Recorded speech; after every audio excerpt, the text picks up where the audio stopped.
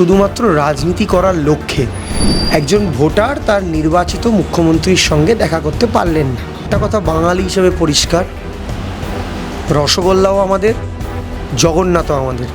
ওরা চাইলে শুভেন্দুকে নিয়ে যেতে পারে, আমরা পৌঁছে দেবো। বাংলার মুখ্যমন্ত্রীর কাছে তার দুঃখ দুর্দশা এগুলো স্থাপন করা এবং বাংলার মুখ্যমন্ত্রীর কাছ থেকে তার সুযোগ সুবিধা পাওয়া, এটা তার অধিকার। আমি কি করে জানব? তখন দিলীপ ঘোষকে নেওয়ার মতো আমার ক্যাপাবিলিটি নেই দলে। আর দিলীপ ঘোষ কী করবেন সেটা দিলীপ ঘোষ নিজে জানবেন, আমি জানি না। কমুকা কথা না যে নিম কাঠ চুরি করে এনেছে মন্দির, কখনো তারা রাখতেই পারে। একটা মন্দিরের নিম কাঠ কেউ চুরি করবে? কখনো এটা সম্ভব? পোকা পোকা কথা বলে কী লাভ আছে? দেখছেন বিজেপির জেলা সভাপতি মেদিনীপুরে বিজেপির কর্মীরা সেই জেলা সভাপতির অনুগামীদের বেল্ট খুলে, প্যান্টের বেল্ট খুলে চাপকে চামড়া তুলে নিচ্ছে। এইগুলো যদি না থাকে তাহলে বিজেপি থেকে কী লাভ? বিজেপির 70টা এমএলএ হয়, বাংলার মানুষের কী লাভ? এই পাঁচিল টপকে হেলমেট দিয়ে মাথা ফাটিয়ে দেওয়া দেখেছি, সুকান্ত মজুমদারের ছবিতে জুতো লাথি দেখেছি, কিন্তু লেটেস্ট দুটো এক্সাম্পল আমরা দেখেছি। আমরা এরকম আরও দেখতে চাই। আসলে রাজনীতিতে রসবোধের অভাব থাকলে রাজনীতিটা মজা থাকে না। হুগলির বিধায়ক বলছে দিলীপ ঘোষের হয়, আমরা দেখছি, উই আর লাভিং ইট। এর বাইরে বিজেপির কোনো ইম্প্যাক্ট নেই, আর বিজেপির কোনো কাজ নেই। বিজেপির কাজ হচ্ছে রাজনীতিতে রসবোধ তৈরি করা এবং সেটা আমরা আনন্দ দেওয়া, আমরা দিচ্ছে। জাফরাবাদের নিহত বাবা ছেলের পরিবারের লোকজন চলে এসেছে কলকাতায়, আশ্রয় নিয়েছেন বিধাননগরের সেফ হাউসে। অন্যদিকে আজকে মুখ্যমন্ত্রী গেছেন সেখানে এবং মূলত যে মুর্শিদাবাদে যে এরিয়াতে আমরা দেখেছিলাম যে ওয়াকাফ আইনের পরবর্তী সময়ে যে হিংসা হয়েছিল সেখানেই পরিদর্শনে আছেন তিনি। কিন্তু সেখান থেকেই তিনি যে বক্তব্য রেখেছেন যে কিডন্যাপিং করা হয়েছে, যে বাবা ছেলে যারা নিহত হয়েছেন তাদের পরিবারের সঙ্গে তিনি দেখা করতে পারেননি এবং আঙুল তিনি বিজেপির দিকেই তুলে দিচ্ছেন। দেখুন, শুধুমাত্র রাজনীতি করার লক্ষ্যে একজন ভোটার তার নির্বাচিত মুখ্যমন্ত্রীর সঙ্গে দেখা করতে পারলেন না। যারা ওখানে আছেন তারা তৃণমূল করতে পারেন, বিজেপি করতে পারে, সিপিএম করতে পারে, কোনো রাজনৈতিক দলও নাও করতে পারে, কিন্তু এরা বাংলার মানুষ। বাংলার মুখ্যমন্ত্রীর কাছে তার দুঃখ দুর্দশা এগুলো স্থাপন করা এবং বাংলার মুখ্যমন্ত্রীর কাছ থেকে তার সুযোগ সুবিধা পাওয়া, এটা তার অধিকার। সেই অধিকার থেকে ভারতীয় জনতা পার্টি ওদেরকে বঞ্চিত করেছে। এটা তো নিশ্চিত রূপে গণতান্ত্রিকভাবে একটা অনৈতিক কাজ তো বটেই। কিন্তু যেটা সমস্যা হচ্ছে, যে সুযোগ সুবিধাটা মুখ্যমন্ত্রীর কাছে উনি বলে পেতে পারতেন, বিচার যেটা উনি মুখ্যমন্ত্রীর কাছে চাইলে পেতে পারতেন, এখানে রাজনীতি ছাড়া শুভেন্দু অধিকারীর কাছ থেকে কিচ্ছু পাবেন না। এবং অন্যদিকে রাজ্যের তরফ থেকে যে ক্ষতিপূরণ দেওয়ার কথা বলা হয়েছিল, তারা এই পরিবার কিন্তু সেই ক্ষতিপূরণ প্রত্যাখ্যান করেছেন, কিন্তু শুভেন্দু অধিকারীর দেওয়া ক্ষতিপূরণ তারা গ্রহণ করেছে। দেখুন, আমি জানি না, প্রথমে তো সিপিএম বললে এটা ওদের পরিবার, তারপর শুভেন্দু অধিকারী হলো। আমার কথা হচ্ছে, কোনো ঘটনা ঘটেছে, দুর্ঘটনা ঘটেছে, সেটা ঘটা উচিত ছিল না, সেটা সরকার কম্পেনসেট করবে এবং যার ইচ্ছা আছে নেবে, যার ইচ্ছা আছে নেবে না। এবং কিছুদিন ধরে আমরা জানি যে মুখ্যমন্ত্রীর মুর্শিদাবাদে যাওয়ার আগে যে জগন্নাথ মন্দির যে উদ্বোধন ছিল দীঘাতে, সেটাকে কেন্দ্র করে বহু বিতর্ক হয়েছিল এবং ইতিমধ্যে যে বিতর্ক সবথেকে বেশি মাথাচাড়া দিয়েছে যে জগন্নাথ মন্দিরে যে বিগ্রহ তৈরি করা হচ্ছে কাঠের, সেই কাঠটা কোথার থেকে এসেছে। বিরোধীদের তরফ থেকে মুখ্যমন্ত্রীকে প্রশ্ন করা হয় যে মুখ্যমন্ত্রী নিম কাঠ চুরি করেছেন এবং তার জন্য তাকে গ্রেফতার করা উচিত। সেই প্রসঙ্গে মুখ্যমন্ত্রী আজকে বলছেন যে উড়িষ্যায় যে বাঙালিদের মার খেতে হচ্ছে, উড়িষ্যা প্রসঙ্গতে প্রশ্ন ওঠায়, তার জবাব এটাই এসেছেন যে বাংলা বলায় বাঙালিদের উড়িষ্যাতে মার দেওয়া হচ্ছে। দেখুন, আমার কোনো জাতি বা কোনো ধর্মের সঙ্গে কোনো বিবাদ বা বিদ্বেষ নেই, কিন্তু একটা কথা বাঙালি হিসেবে পরিষ্কার, রসগোল্লাও আমাদের, জগন্নাথও আমাদের। ওরা চাইলে শুভেন্দুকে নিয়ে যেতে পারে, আমরা পৌঁছে দেবো। এর বাইরে কিছু বলার নেই। কিন্তু এই যে মূলত যে দাবিটা তোলা হচ্ছে, এখনও পরিষ্কারভাবে সেটা জল্পনায় থেকে যাচ্ছে যে নিম কাঠের যে বিগ্রহ তৈরি করা হচ্ছে সেই কাঠটা কোথা থেকে এসেছে এবং মুখ্যমন্ত্রী সেই বিষয়ে কোনো স্পষ্ট এখনও তিনিও বলেন আদেও রিলেভেন্স। নিম কাঠ উড়িষ্যা থেকে নিয়ে এসছে আপনার মনে হয়? বিজেপি দেখুন, গোটা সপ্তাহ জুড়ে বিজেপির কম্প্যাক্ট এন্টারটেনমেন্ট চলেছে, কম্প্যাক্ট এখনও চলছে, আমি দেখতে পাচ্ছি। এটা বোকা, এটা এন্টারটেনমেন্টের প্রশ্ন হতে পারে যে নিম কাঠ কোত্থেকে এলো।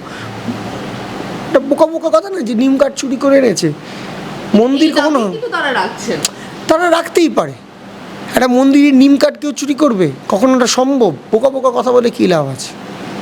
আচ্ছা, এই জগন্নাথ মন্দির নিয়েই তো আরও একটি বড় বিতর্ক রয়েছে, যা আমরা যদি দেখি যে যেদিন এই জগন্নাথ মন্দির উদ্বোধন হয়েছিলেন সেদিন জগন্নাথ মন্দিরের উদ্বোধনীতে বহু মানুষ অংশগ্রহণ করেছিলেন। তার সঙ্গে অংশগ্রহণ করেছিলেন একজন বিজেপি নেতা দিলীপ ঘোষ, আমরা প্রত্যেকেই জানি।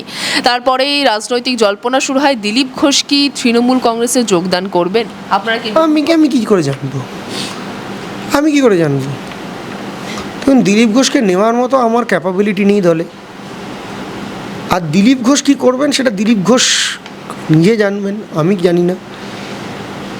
তবে রাজনীতিতে সব কিছুই সম্ভব হতেই পারে, কী হতে পারে আমি জানি না, কিন্তু এটা আমার কোনো মতে না। আমি দিলীপ ঘোষ না তৃণমূলের কাউকে নেওয়ার মতো ক্যাপাবিলিটি বা ক্যাপাসিটি দল আমাকে দিয়েছে। তিনি যদি যোগদান করেন আপনারা গ্রহণ করবেন? এবার মাসির যদি গোপ হয় সেটা মেশো বলবো কিনা সেটা যাবে, মাসির গোপ হবে এবার মেশো বলে ডাকবো। দিলীপ ঘোষের এই অনুষ্ঠানে অংশগ্রহণ পর থেকে তার নিজের দলের কর্মীরা তাকে গো ব্যাক স্লোগান দিচ্ছেন। বিভিন্ন যে সকল অনুষ্ঠান বিজেপির কার্যালয়ে হচ্ছে সে সকল অনুষ্ঠানে তার নাম নেই। দেখো, বিজেপি এমন একটা দল যে দলে ধরুন দিলীপ ঘোষের উপর রাগ কেন? দিলীপ ঘোষ মন্দিরে গেছেন, প্রসাদ পেয়েছেন, প্রসাদ খেয়েছেন, জয় জগন্নাথ বলে এসছে। বিজেপির আরও এক নেতা মার্চ মাসে তৃণমূলের ব্রিগেডে গেছিল, টিকিট পাননি। তো দিলীপ ঘোষ মন্দিরে গেছেন, প্রসাদ পেয়েছেন, উনি ব্রিগেডে গেছেন, টিকিট পাননি। রাগ ওটা এখানে, এই গণ্ডগোল স্টার্ট। এবার দিলীপ ঘোষ তিনি একজন মন্দিরের দর্শনার্থী, তিনি একজন প্রাক্তন সাংসদ, প্রাক্তন বিধায়ক। তিনি গেছেন, সৌজন্যমূলক কথা হয়েছে, তিনি মন্দির প্রভু জগন্নাথের আশীর্বাদ গ্রহণ করেছেন, তিনি উপাসনালয়ে গেছেন, এতে রাগ কিসে? এরপরে একাধিক বিজেপি নেতৃত্বের বিরুদ্ধে তিনি গুরুতর অভিযোগ সকলের সামনে এনেছেন। দেখুন, এটা বিজেপির ইন্টারনাল ম্যাটার। বিজেপি তো একটা classic set of example set করে কমেডির। আমরা অনেক কিছু দেখেছি, এই পাঁচিল টপকে হেলমেট দিয়ে মাথা ফাটিয়ে দেওয়া দেখেছি, সুকান্ত মজুমদারের ছবিতে জুতো লাথি দেখেছি, কিন্তু লেটেস্ট দুটো এক্সাম্পল আমরা দেখেছি। আমরা এরকম আরও দেখতে চাই। আসলে রাজনীতিতে রসবোধের অভাব থাকলে রাজনীতিটা মজা থাকে না। কিন্তু এখন ধরুন আপনি দেখছেন যে বিজেপির নবনির্বাচিত দক্ষিণ কলকাতার সভাপতির মুখে কালি মাখিয়ে দিয়েছে বিজেপির নেতারা। আপনি দেখছেন বিজেপির জেলা সভাপতি মেদিনীপুরে বিজেপির কর্মীরা সেই জেলা সভাপতির অনুগামীদের বেল্ট খুলে, প্যান্টের বেল্ট খুলে চাপকে চামড়া তুলে নিচ্ছে। এইগুলো যদি না থাকে তাহলে বিজেপি থেকে কী লাভ? বিজেপির 70টা এমএলএ হয়, বাংলার মানুষের কী লাভ? বিজেপির মানুষ বাংলায় 70টা এমএলএ হয়েছে, মানুষ জিতিয়েছে তো এরকম এন্টারটেনমেন্ট দেখার জন্য। মানে বিজেপির এই মুহূর্তের পরিস্থিতিকে আপনাদের কাছে মনোরঞ্জনের? আমার কাছে কেন, সারা বাংলার কাছে বিজেপি গ্রীষ্মকালীন সার্কাস। এবং এই গ্রীষ্মকালীন সার্কাস দেখতে বিশ্বাস করুন তৃণমূল, সিপিএম, বিজেপি, কংগ্রেস সবারই মজাই লাগছে। বিনামূল্যে দেখা যাচ্ছে, এটা তার একটা প্রাপ্তি বটে। এই এখন যে পরিস্থিতি রয়েছে, আগামী বছরই 26-এ নির্বাচন রয়েছে, তার আগে বঙ্গ বিজেপিতে এই ভাঙন আপনাদের কি সুবিধা করে দিচ্ছে কোথাও? কোনো সুবিধা অসুবিধার ব্যাপারই নেই। বিজেপি আবার নির্বাচন জেতার জন্য বাংলায় আছেন, অন্ধের কী বা দিন কী বা রাত। বিজেপি আছে ইম্প্যাক্টফুল এন্টারটেইনিং পার্টি। আমরা শুভেন্দু অধিকারী এন্টারটেনমেন্ট দেখেছি, আমরা একাধিক সাংসদ, প্রাক্তন সাংসদ, বিধায়ক, প্রাক্তন বিধায়ক এন্টারটেনমেন্ট দেখেছি। আমরা দেখেছি বিধানসভার গেটের বাইরে দাঁড়িয়ে 2 জেলার 2 বিধায়ক, পূর্ব মেদিনীপুর বিধায়ক বলছে শুভেন্দুর হয়ে, হুগলির বিধায়ক বলছে দিলীপ ঘোষের হয়ে। আমরা দেখছি, উই আর লাভিং ইট। এর বাইরে বিজেপির কোনো ইম্প্যাক্ট নেই, আর বিজেপির কোনো কাজ নেই। বিজেপির কাজ হচ্ছে রাজনীতিতে রসবোধ তৈরি করা, এবং সেটা আমরা আনন্দ দেওয়া আমাদের, আমরা দিচ্ছে, আমরা নিচ্ছি। ইতিমধ্যে আমরা জানি যে দিলীপ ঘোষকে মর্নিং ওয়াকে যাওয়ার সময় নিউ টাউনে যেই তৃণমূল নেতা তাকে গো ব্যাক স্লোগান দিতেন, তিনি ইতিমধ্যে দিলীপ ঘোষকে স্বাগত জানিয়েছেন তাকে ফুলের তোড়া দিয়ে। একজন সহকর্মী মানে একজন সহনাগরিককে একজন সহনাগরিক করমর্দন করছে সকালবেলা, এটা নতুন করে আলাদা করে একটা কিছু ভাবার নেই, আলাদা করে কিছু ভাবার নেই। তবে নিশ্চয়ই দিলীপ ঘোষ যে 2-4 দিন বলছে টিভির পর্দায় এবং লাইভ টাইভ হচ্ছে, এতে আনন্দই হচ্ছে, সবারই আনন্দ হচ্ছে। নিজের গুরুত্ব আবার মনে করিয়ে দিচ্ছে বঙ্গ বিজেপিকে। আমি এটা কী করে বলবো? আমি দিলীপ ঘোষের দলও করি না, দিলীপ ঘোষের সঙ্গে কথাবার্তাও বলি না, দিলীপ ঘোষের অনুগামীও নয়। তবে আমি একটা কথা বলতে পারি, দিলীপ ঘোষ যেভাবে চালাচ্ছেন অসাধারণ লাগছে, খুব দারুণ লাগছে, আমি খুব আনন্দিত, খুব উদ্বেলিত বোধ এবং অত্যন্ত মনোরঞ্জিত হচ্ছি আর কি।